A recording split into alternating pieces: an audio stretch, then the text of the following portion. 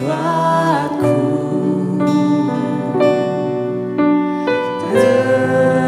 terindah, termanis Engkau bagiku.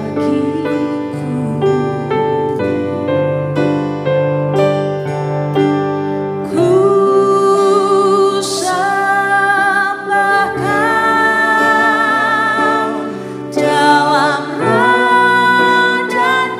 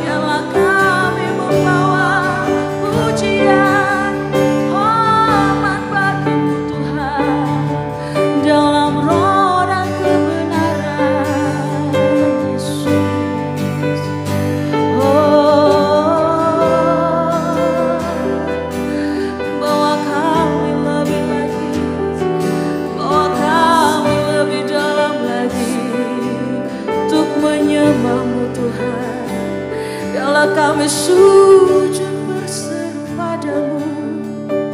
Kami mau berserah padamu Tuhan, hanya padamu Yesus. Terima kasih Tuhan.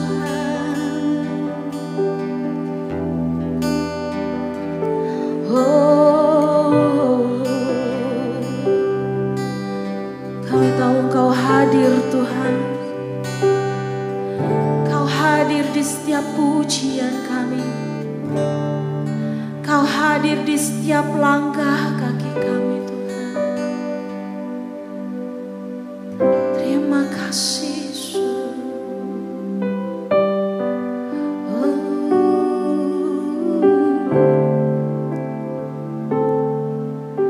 Engkau hadir di setiap langkahku. Kau pelita di setiap jalanku, dan ku tahu hidupku dalam-Mu sesuai rencana-Mu.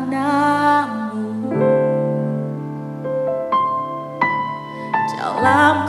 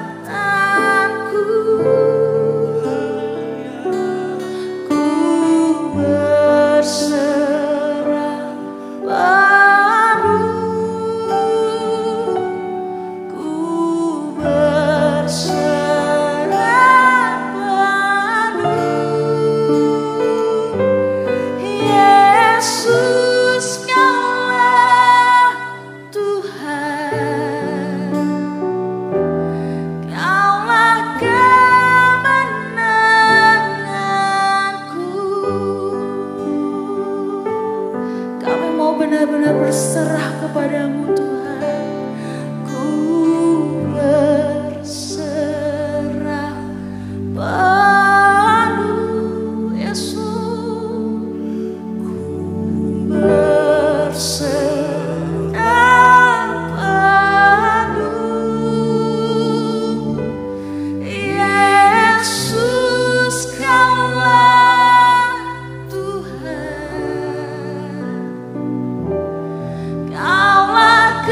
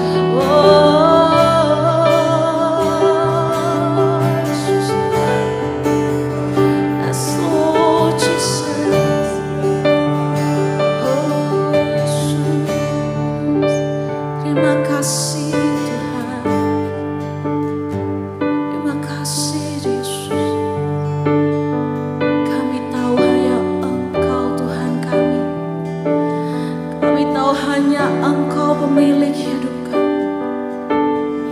Biarlah kami mau berserah kepadamu, karena kami perlu Engkau Tuhan. Kami perlu Engkau Yesus.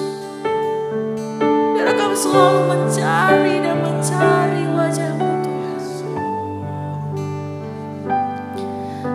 Oh Yesus, terima kasih Tuhan. Ku mencari wajah-Mu, Yesus kekasihku, bukan karena apa yang Kau buat, tapi karena cinta-Mu.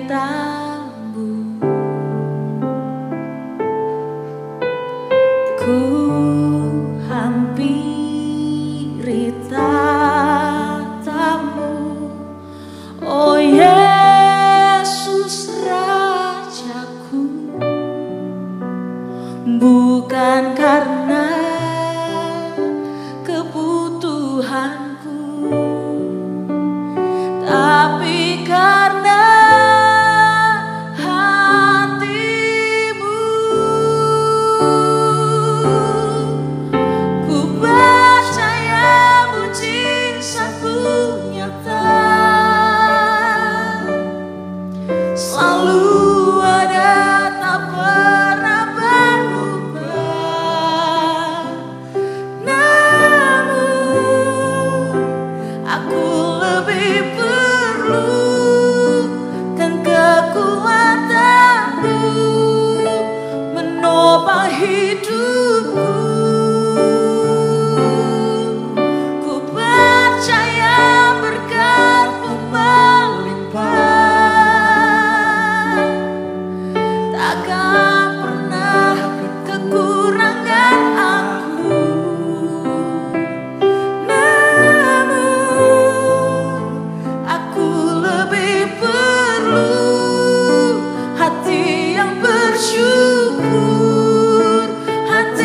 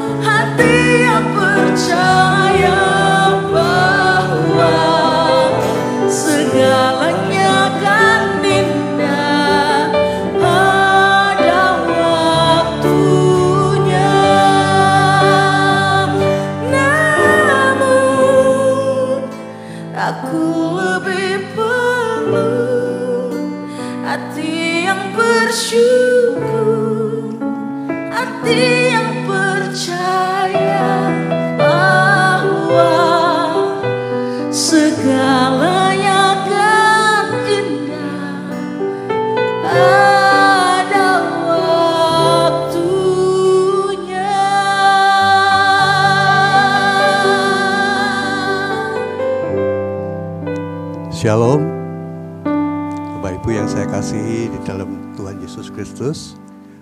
Selamat berjumpa dengan saya. Hari ini saya akan mengajak Bapak Ibu untuk belajar firman Tuhan. Dan sebelumnya mari kita bersama-sama berdoa. Bapa di dalam surga, Tuhan kami Yesus Kristus, Allah Roh Kudus yang ada bersama dengan kami hari ini. Kami sungguh mengucap syukur dan berterima kasih jika hari ini Tuhan memberikan kesehatan yang baik kepada kami dan Tuhan telah melindungi di dalam kehidupan perjalanan hidup kami hari ini. Terima kasih Tuhan untuk waktu yang Tuhan berikan pada kami untuk belajar firman-Mu. Biarlah firman ini bukan sekedar informasi, melainkan satu ajaran yang paling penting di dalam kehidupan kami. Untuk kami boleh bertransformasi semakin hari serupa dengan Tuhan Yesus Kristus sendiri. Terima kasih Bapa, urapi hamba-Mu yang akan membawakan firman-Mu dan sembunyikan dia di belakang salib-Mu. Biarlah kemuliaan Tuhan menjadi utama bagi kami semua. Di dalam nama Tuhan Yesus, Tuhan berkati kami semua, baik yang menyampaikan maupun mendengarkan firman-Mu. Haleluya, amin. Bapak Ibu yang saya kasihi, hari-hari ini kita dikhawatirkan dengan banyak hal yang terjadi di sekitar kita. Kita mendengar dan melihat bagaimana terjadi peperangan antara Iran dengan Israel, kemudian ikut sertanya negara-negara adik kuasa, baik dari Amerika, Uni Soviet, China, dan sekutu-sekutu mereka. Tentu hal ini menjadi kekhawatiran bagi kita semua karena dampaknya sangat luar biasa. Demikian juga perekonomian yang menjadikan tiap-tiap orang kehilangan mata pencaharian. Banyak terjadi PHK di mana-mana. Di saat kekhawatiran ini hanya ada satu hal yang paling penting yang harus kita perhatikan, yaitu kita harus memiliki satu pengenalan pribadi yang dapat menjadi andalan hidup kita, menjadi sandaran yang paling kuat di dalam kehidupan kita. Di dunia IT saat ini, kalau kita ingin masuk di dalam sistem komputernya, kita harus melakukan login. Nah, di dalam dunia ini rohani Kristen, banyak orang yang mengaku dirinya Kristen, memakai atribut-atribut salib, menyanyi lagu-lagu rohani, ikut persekutuan, bahkan setiap hari hadir di gereja. Pertanyaan saya, benarkah kita sudah login di dalam Yesus? Yaitu mengenal Yesus dengan sungguh-sungguh. Kita tidak sekedar menjadi orang yang beragama, tetapi firman Tuhan menegaskan bahwa orang yang login di dalam Yesus, dia harus benar-benar mengenal pribadi Yesus itu sendiri. Karena itu khotbah saya hari ini temanya adalah sungguhkah engkau mengenal Yesus? Di dalam kitab Yohanes pasal 10 ayat 14, mari kita baca bersama-sama. Yohanes 10 ayat 14. Akulah gembala yang baik dan aku mengenal domba-dombaku dan domba-dombaku mengenal aku. Nah, di dalam Alkitab jelas dikatakan bahwa orang yang login dengan Yesus, dia mengenal Yesus dan Yesus mengenal dia. Jadi saudara, jangan bangga dulu. Saya sudah pelayanan, saya lahir menjadi orang Kristen. Anda nanti di akhir zaman akan terkejut. Di dalam penghakiman kelak, ada orang yang berseru-seru, Tuhan, Tuhan. Ini ayat sangat menakutkan ya, di dalam Matius pasal 7 ayat 22 yang mengatakan demikian. Pada hari terakhir banyak orang yang akan berseru kepadaku, Tuhan, Tuhan, bukankah kami bernubuat demi nama-Mu dan mengusir setan demi nama-Mu dan mengadakan banyak mujizat demi nama-Mu juga. Tetapi Yesus mengatakan, aku tidak mengenal engkau. dan nyalah engkau yang membuat kejahatan. Betapa terkejutnya kita. Betapa hancur hidup kita. Karena kita hanya melihat, saya sudah pelayanan, saya sudah melakukan mujizat. Mengapa saya ditolak? Karena bukan orang yang berseru-seru, tetapi orang yang mengenal Yesus. Itulah yang dicari oleh Tuhan Yesus. Mari kita cek diri kita mulai hari ini. Apakah kita sudah sungguh-sungguh mengenal Yesus? Karena itu adalah tanda kita sudah login di dalam Yesus. Di dalam era kecepatan informasi ini, banyak informasi yang kita terima di sekeliling kita. Namun untuk mengenal seseorang, tidak bisa kita hanya mengandalkan informasi digital yang ada saat ini. Banyak orang tahu saya, Pak Paul, tapi belum tentu dia mengenal saya. Dalam bahasa Yunani ada perbedaan antara tahu dan mengenal. Tahu dalam bahasa Yunani adalah oida, yang artinya pengetahuan yang diketahui secara langsung. Membutuhkan informasi, tidak perlu belajar, saudara. Misalnya, Gereja GKI KUG Immanuel, kita bisa klik di Google, kita bisa mendapatkan informasi di mana alamatnya, siapa pastornya, berapa jumlah jemaatnya. Berbeda dengan mengenal. Mengenal dalam bahasa Yunaninya adalah ginosko, yang artinya pengetahuan yang diketahui secara bertahap, butuh belajar, butuh interaksi, dan melalui pengalaman-pengalaman. Yakobus pasal 2 ayat 19 mengatakan, engkau percaya bahwa hanya ada satu Allah saja, itu baik. Tetapi setan-setan pun juga percaya akan hal itu dan mereka gemetar.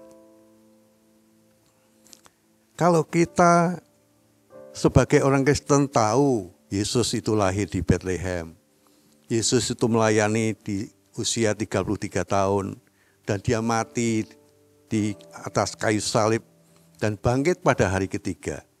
Setan akan lebih tahu detail Yesus daripada saudara dan saya. Di kitab Markus ketika setan-setan bertemu dengan Yesus di Gerasa, roh yang ada di dalam orang gila itu berkata, Yesus, apa urusanmu dengan kami? Jumlahnya sangat banyak. Legion namanya. Legion berkata, apa urusanmu dengan kami? Jangan siksa kami. Setan itu tahu siapa Yesus. Kalau saya bayangkan, jika ada cerdas cermat Alkitab antara setan dan saudara, saya yakin menang tidak cerdas cermat Alkitab ini bagi saudara. Saya yakin tidak ada yang menang debat Alkitab ini dengan setan. Kenapa? Karena setan itu penuh dengan ayat. Ketika ketemu Yesus, setan menggoda dengan ayat Alkitab. Bukan firman Allah berkata demikian. Nah, dia memakai firman Allah, saudara. Oh, setan banyak pakai ayat. Maaf, kita Alkitab saja jarang membaca. Ayat Alkitab mungkin jarang juga dihafal. Setan lebih tahu dari kita. Maka saya katakan kalau Anda tahu, setan lebih tahu tentang Yesus. Setan tapi tidak mengenal Allah lebih dalam. Dia tidak punya keintiman, sekalipun setan banyak tahu. Untuk mengenal seorang presiden melalui internet, kita bisa tahu siapa Presiden Soeharto, siapa Presiden Prabowo. Tetapi untuk mengenal, kita tidak cukup melalui internet. Kita harus berinteraksi dengan presiden. Kita harus datang saat beliau hadir di kota kita. Kita bertemu, kita berbicara, kita berinteraksi. Sebab itu, untuk mengenal Yesus tidak cukup di gereja, dari buku, dan khotbah. Tidak cukup, saudara. Kita butuh interaksi dengan Yesus. Untuk itu bagaimana sebaiknya? supaya kita mengenal Yesus dengan sungguh-sungguh. Yang pertama, perjumpaan pribadi artinya seorang harus mengalami pengalaman pribadi dengan Yesus. Pengalaman spiritual Tuhan secara langsung. Bapak, Ibu, Saudara sekalian, sehingga dia tidak mengenal Yesus sekedar tokoh sejarah, melainkan mengenal Yesus hidup di dalam dirinya. Dia mengalami real dan konkret mengenal Yesus. Yesus itu hidup, saudara. Dan itu akan membawa pengaruh perubahan yang luas dan menetap di dalam setiap kehidupan orang-orang percaya. Saya yakin jika seseorang berjumpa dengan Yesus, tidak akan sama lagi hidupnya. Saudara yang saya kasihi, kita tahu dalam Alkitab sebutan yang mengatakan menjadi ciptaan baru. Ada seorang sahabat saya di NDC bercerita bahwa ayahnya dulu seorang guru bahasa Mandarin. Sebutannya adalah Lao Tse. Di zaman Orba, dulu sekolah Mandarin ditutup, saudara. Selanjutnya dia dari Jakarta pindah ke Palangkaraya. Di sana ia mengajar bahasa Mandarin. Dan ayahnya suka menyanyi dan main piano. Dia tanya sama murid-muridnya, di mana ya ada piano gitu. Kemudian muridnya berkata, oh di gereja Pak, kalau mau main piano di gereja gitu. Nah singkat cerita, ayah sahabat saya ini main piano di sebuah gereja, di mana pianonya ada, tapi tidak ada yang bisa main piano, saudara. Nah meskipun ayahnya tidak orang Kristen, tapi karena pandai main piano dan baca not balok, jemaat dan hamba Tuhan menyukai ayah sahabat saya ini. Ibadah menjadi lebih hidup, dan lagu yang dinyanyikan penuh menjadi semangat rohani yang luar biasa. Dia main piano juga mendengarkan firman melalui khotbah-khotbah. Tiba-tiba Roh Kudus menyingkapkan hatinya dan pikirannya yang dulu menyembah berhala. Tiba-tiba Yesus hadir dan dia berubah. Terjadilah perubahan pada ayah sahabat saya itu. Dia tinggalkan lausenya dan sekolah Alkitab. Dan singkat cerita, ayah sahabat saya menggembalakan jemaat di kota Surabaya. Bahkan kemudian ia menjadi direktur sekolah Alkitab di Tomang, Jakarta. Itulah perubahan total seorang yang dulunya tidak mengenal Yesus, menjadi mengenal Yesus secara pribadi. Setiap pagi sahabat saya mendengar ayahnya berdoa dan menyembah Tuhan. Tentu saudara tahu siapa Paulus. Paulus yang dulunya penganiaya, orang Kristen, begitu berjumpa dengan Yesus dalam perjalanannya ke kota Damsyik untuk menganiaya jemaat Tuhan. Dengan membawa surat dari Kaisar Roma. Dan saat berjumpa dengan Yesus di tempat itulah terjadi turning point seorang Rasul Paulus menjadi rasul yang dipakai Tuhan dengan sangat luar biasa. Kuncinya perjumpaan pribadi dengan Yesus. Nah sekarang apakah Anda sudah mengalaminya? Yang ngerti katakan amin. Yang kedua, bagaimana kita mengenal Yesus dengan sungguh-sungguh? Kita harus mengenal Yesus dengan terjadinya hubungan yang intens. Saya tegaskan bahwa kekristenan bukanlah sekedar agama, saudara. Bukan sekedar religius dan bukan juga mentaati aturan-aturan agama. Kekristenan berarti relationship with God. Hubungan dengan Tuhan. Mari kita baca di dalam Yohanes pasal 10 ayat 14. Akulah gembala yang baik dan aku mengenal siapa? Domba-dombaku. Dan domba-dombaku mengenal aku, mengenal gembala. Kebudayaan Yahudi menggembalakan domba berbeda dengan menggembalakan domba di Indonesia. Setiap hari gembala di Yahudi berjalan bersama dengan domba-dombanya. Ternak domba modern dikasih makanan dimasukkan dalam kandang. Tapi di Palestina berbeda, saudara. Gembala itu setiap hari berjalan bersama dengan domba-dombanya. Melewati padang gurun, kadang-kadang mencari air dan mencari rumput. Dan harus berhadapan kadang-kadang dengan singa, dengan harimau, dan menghadapi banyak bahaya bersama-sama dengan dombanya. Tetapi gembala itu selalu berdiri di depan, di paling depan.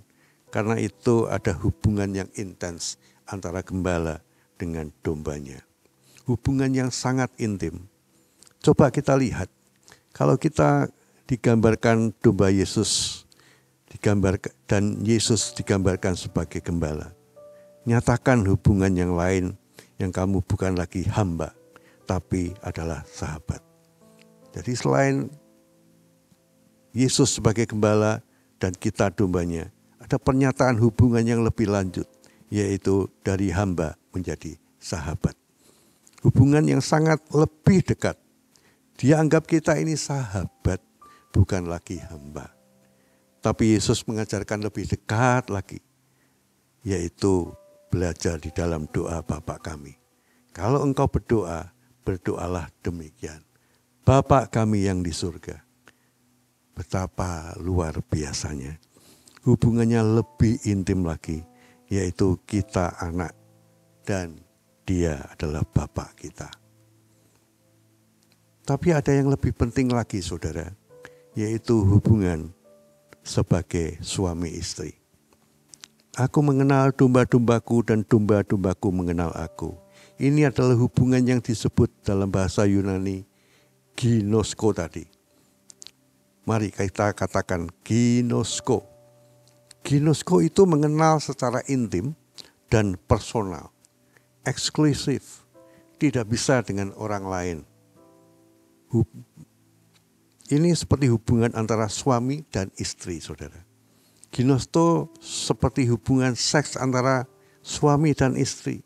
Ini tingkat hubungan yang sangat tinggi. Oleh karena itu dalam kitab Efesus dikatakan rahasia besar ini bagaimana hubungan Kristus dengan jemaatnya sama dengan suami dan istri. Sangat intens. Tiap hari ngobrol, berkomunikasi. Tidak hanya tahu bagian luarnya saja. Sampai banyak tahu karena hubungan yang intens terus-menerus. Saya sudah menikah dan tahun 2023 saya merayakan wedding anniversary yang ke-50 dengan istri saya. Saya mengenal istri saya sejak TK, saudara. Hubungan kami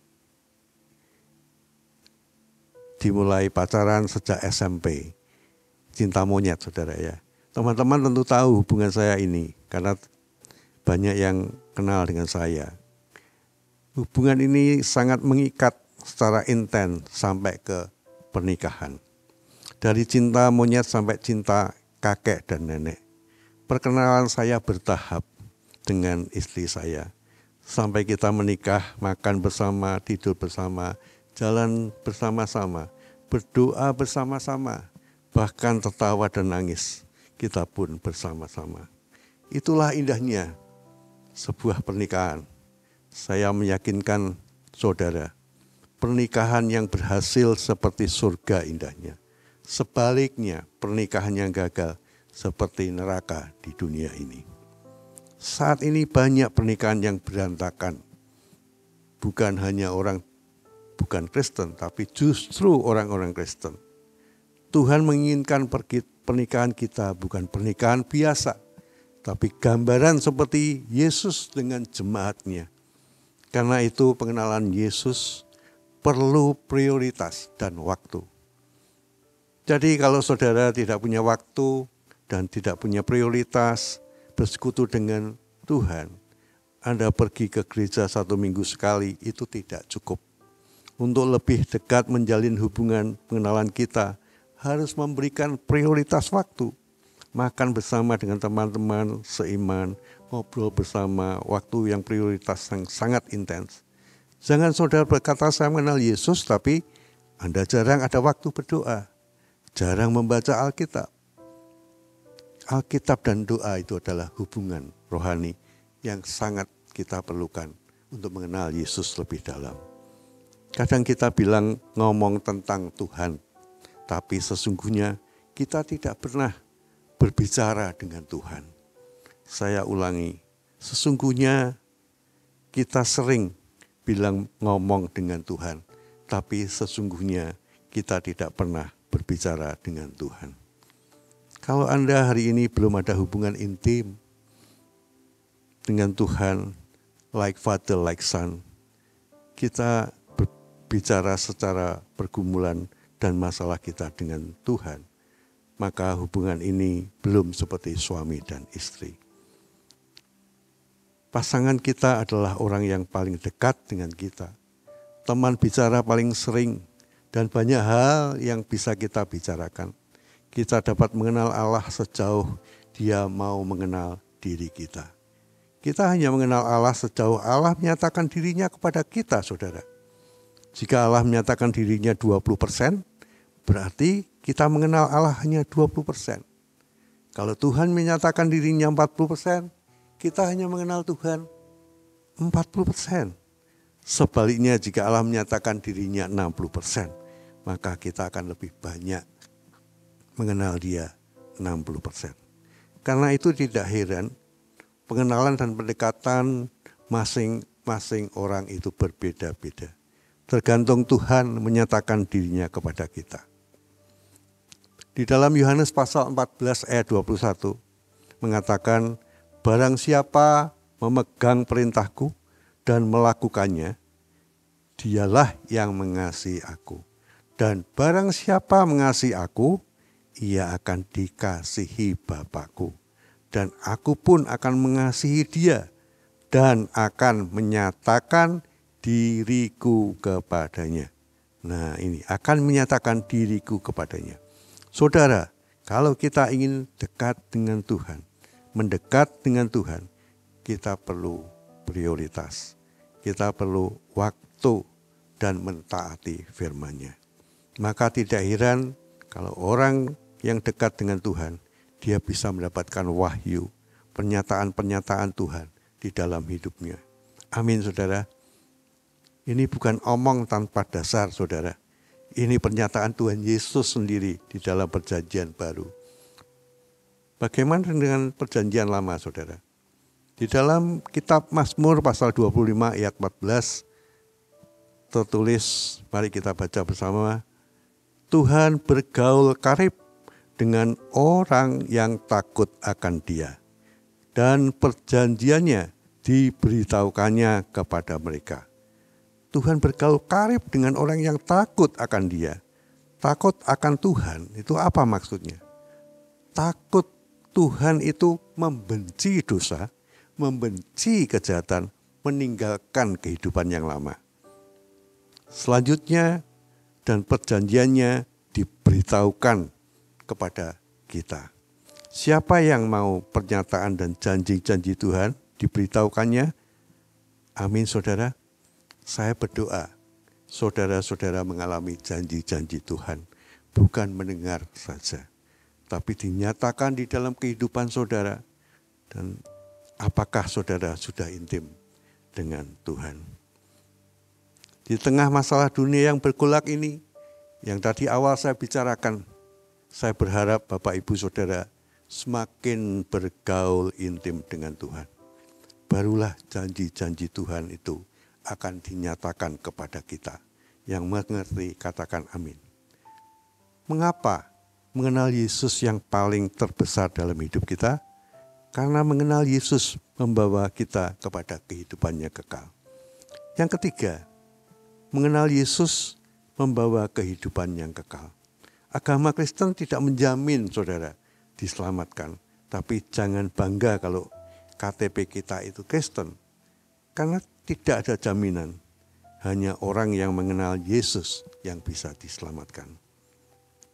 Yohanes pasal 17 ayat 3 mengatakan, inilah hidup yang kekal itu, yaitu bahwa mereka mengenal Engkau. Ya, bahwa mereka mengenal Engkau Tuhan, satu-satunya Allah yang benar, dan mengenal Yesus Kristus yang telah engkau utus. Inilah definisi dari hidup kekal itu. Bahwa kita mengenal Yesus satu-satunya Allah, kita percaya bahwa Yesus adalah Allah yang benar, dan mengenal Yesus Kristus yang Tuhan utus. Mengenal Yesus bukan satu aliran kepercayaan, tetapi punya kehidupan yang intim dengan Tuhan. Punya pergaulan yang intim dengan Dia. Intim di sini dalam bahasa aslinya adalah ginoskosin, yang artinya intim, terus-menerus, berlangsung dalam jarak lama dan kekal. Yang dimaksudkan kekal bukan kehidupan yang tidak berujung.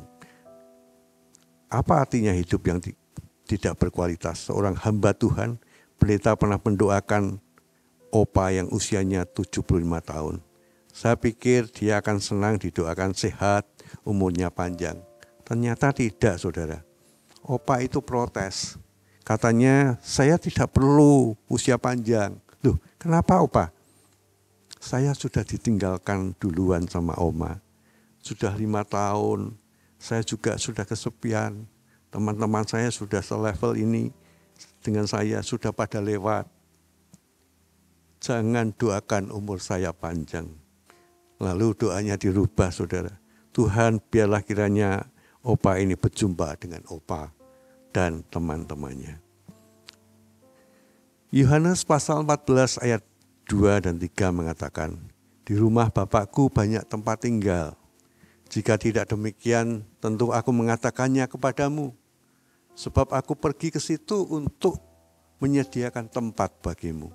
Dan apabila aku telah pergi ke situ dan telah menyediakan tempat bagimu, aku akan datang kembali dan membawa kamu ke tempatku. Supaya apa? Supaya di tempat di mana aku berada, kamu pun berada. Wow, Yesus sendiri yang bilang, supaya di mana aku berada, kamu ada juga di sini. Ini menjelaskan bahwa hubungan dengan Kristus itu membawa kepada kekekalan, membawa pada kekekalan. Kita lihat dalam Perjanjian Lama, Kejadian 5 ayat 24, dan Henok hidup bergaul dengan Allah. Hidup bergaul dengan Allah, lalu ia tidak ada lagi, sebab ia telah diangkat oleh Allah. Tuhan tahu Henok umurnya tidak panjang, maka cepat-cepat Henok diambil untuk bersama-sama dengan Allah. Kemesraan hidup di dunia hanya dikenang sementara saja. Tapi kemesraan dengan Tuhan itu eternally, abadi, saudara. Kemesraan ini akan kubawa selalu. Tuhan akan membawa sampai pada kekekalan. Luar biasa. Beri kemuliaan kepada Tuhan. Itulah arti hidup yang kekal. Saya khawatir kalau saudara tidak intim dengan Tuhan, saudara akan ditinggalkan. Henok bergaul karib dengan Tuhan. Sampai Tuhan bilang, aku bawa Henok bersamaku sekarang. Ku angkat dia, aku bawa dia ke surga, supaya ia bersama-sama dengan aku. Itulah mengenal Yesus adalah sangat penting di dalam kehidupan kita. Kita juga mengenal Paulus yang mengatakan di dalam kitab Filipi 3 ayat 8. Malahan segala sesuatu kuanggap rugi karena pengenalan akan Kristus Yesus, Tuhanku, lebih mulia daripada semuanya. Oleh karena dialah aku telah melepaskan semuanya itu dan menganggapnya sampah supaya aku memperoleh Kristus. Orang besar seperti Paulus ini sampai mengatakan dia melepaskan semua yang dia dulunya dianggap berhasil sebagai sampah. Sampah di sini yang dimaksud adalah kotoran, saudara. Kotoran manusia atau tinja. Sungguh menjijikkan. Rasul Paulus berkata, aku lepaskan semuanya itu karena ku anggap sampah, ku anggap tinja. Karena pengenalan dengan Yesus lebih mulia dan lebih berharga. Berita terakhir di mana anak-anak remaja yang sedang retreat digeruduk dengan orang-orang yang mengaku beragama, berkedok agama, membuat anak-anak yang retreat menjadi trauma dan ketakutan. Dirusak mobil, villa, salib diturunkan, dihancurkan, dan banyak lagi. Tapi besoknya terjadi hujan badai angin kencang yang luar biasa. Merobohkan kediaman orang-orang yang mengganggu anak-anak Tuhan yang intim dengan Dia. Jadi ketika kita berjumpa dengan Yesus, jangan dilepaskan. Sebab banyak mereka yang berjumpa, tapi melepaskan karena menikah dengan tidak seiman. Melepaskan karena demi mendapat kedudukan. Melepaskan demi mencari harta dan kekayaan. Sekali lagi saya sampaikan, jangan lepaskan Yesus. Kenalilah Dia dengan sungguh-sungguh. Dan ketika saudara berjumpa dengannya, mengenal Yesus, itulah saatnya kita lock in dalam Yesus. Yang sungguh-sungguh mengenal Yesus dan percaya kepadanya akan diselamatkan. Demikian sharing firman Tuhan malam hari ini. Amin. Terukur kasih-Mu Yesus, Kau telah mati gantikan diriku. Kau curahkan darah-Mu untuk tebus dosaku.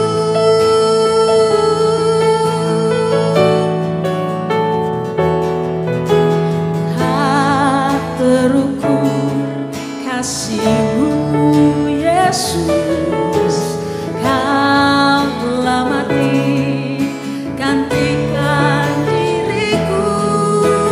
Kau curahkan darah-Mu untuk tebus dosaku.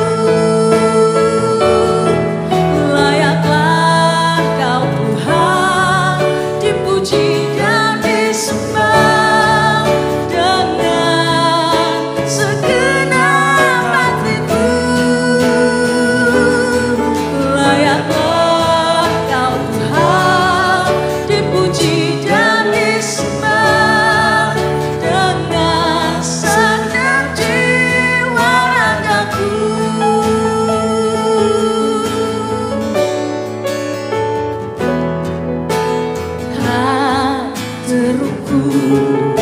Kasih-Mu Yesus, Kau telah mati gantikan diriku. Kau curahkan darah-Mu untuk tebus dosaku. Layaklah Kau Tuhan dipuji dan disembah. Segenap hatiku, layaklah Kau Tuhan dipuji dan disembah. Dengan segenap jiwa ragaku, layaklah Kau Tuhan dipuji dan disembah. Segenap hatiku, layaklah Kau Tuhan dipuji dan disembah. Dengan segenap jiwa ragaku, layaklah Kau Tuhan dipuji dan disembah.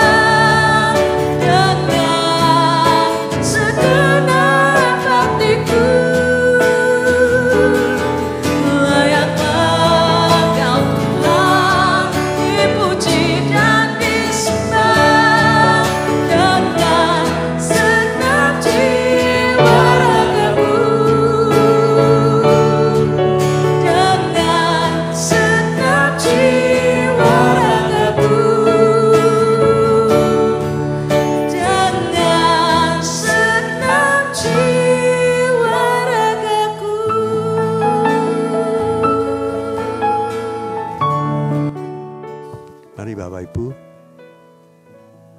kita berdoa untuk firman Tuhan. Terima kasih Bapak. Hari ini kami belajar untuk mengenal Tuhan kami Yesus Kristus dengan sungguh-sungguh dalam hidup kami. Kami ingin melakukan keintiman, secara intens kepada Yesus, baik melalui doa, melalui membaca Alkitab, dan kehidupan bersekutu dengan teman-teman seiman. Dan kami boleh memuliakan nama-Mu ya Tuhan. Kiranya kami hanya bukan seorang Kristen yang KTP, yang hanya melayani asal-asalan, tetapi kami sungguh-sungguh memberikan diri, memberikan prioritas dan waktu kepada Tuhan, sehingga kami boleh mengenal Yesus Tuhan kami, yang telah menyelamatkan kami dan memilih kami sebagai anak-anaknya.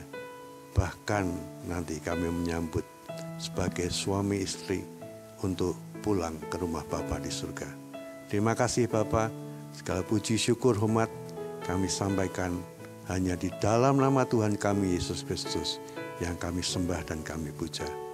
Haleluya. Amin.